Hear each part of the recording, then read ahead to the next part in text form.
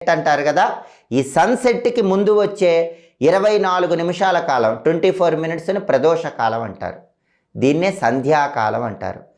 ఆ సమయంలో ఎవరైనా మనసులో కోరిక కోరుకుంటే వెంటనే తొందరలోనే నెరవేరుతుంది.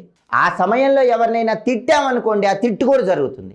అందుకే ఎవరిని కూడా ఆ ప్రదోష కాలంలో సంధ్యాకాలంలో తిట్టకూడదు, చెడు మాట్లాడకూడదు, శాపనార్థాలు పెట్టకూడదు, అంటే జరిగి తీరుతుంది.